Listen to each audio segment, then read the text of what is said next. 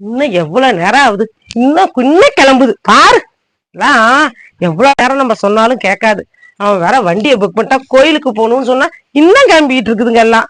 இந்த பையன் வரட்டும்.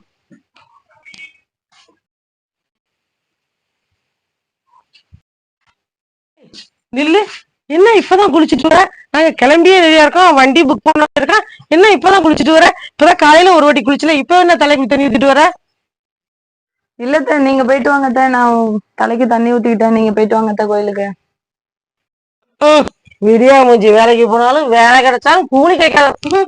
அதான் மாசம் மாசம் குளிச்சுக்கிட்டு இருக்கேன். கோயிலுக்கு போகணும்னு நினைக்கிறது கூட ஒரு புள்ள குட்டி ஆகும் அதாகும்னு வச்சுக்கிட்டு நம்ம பாத்துக்கிட்டு இருக்கிறோம்.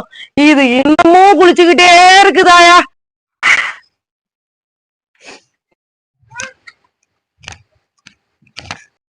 என்னமா வெளியே உட்காந்துருக்கா? வண்டி இது கோயில் போறதுக்கு வண்டி சொல்லிட்டான்.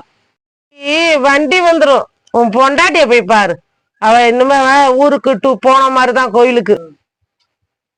அதே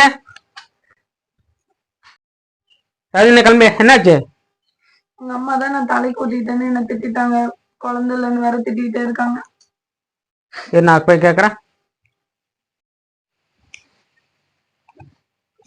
ஏமா சொல்லுப்பா. இது உங்களுக்கு கல்யாணம் ஆகி நான் எத்தனை வருஷம் கழிச்சு போறேன்? அதுவா தம்பி, 5 வருஷம் கழிச்சு பெருமா திருப்பதியில போய் அடுப்பு கோழி வச்சு நீ பிறந்த செல்ல பிள்ளையாச்சே நீனு. ஏமா உங்களுக்கு கல்யாணம் ஆகி 5 வருஷம் கழிச்சு தான் நான் பிறந்தேன். அந்த 5 வருஷத்துல உங்களை என்னென்ன யாராரு என்னென்ன சொல்லியிருப்பாங்க, அந்த டார்ச்சர் எல்லாம் அப்ப அவளுக்கு கொடுக்குறியம்மா. என்னைக்குமே பெண்ணுக்கு பெண் எதிரே இருக்காதீங்கம்மா. என்னைக்கும் உன் மருமகளை பார்க்காதம்மா, உன் மகளா பாருமா. என் மேலதான் தப்பு. சரிப்பா, நான் அப்படி நினைக்கலப்பா. நீ என்ன ரொம்ப புத்தி காமிச்ச மாதிரி ஆயிடுச்சு.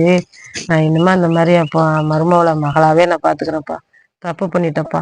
அம்மா ரேவதி, ரேவதி, இந்த ஒரு நாள் போய்க்கலாமா? போய் செத்த போய் ரெஸ்ட் எடுமா.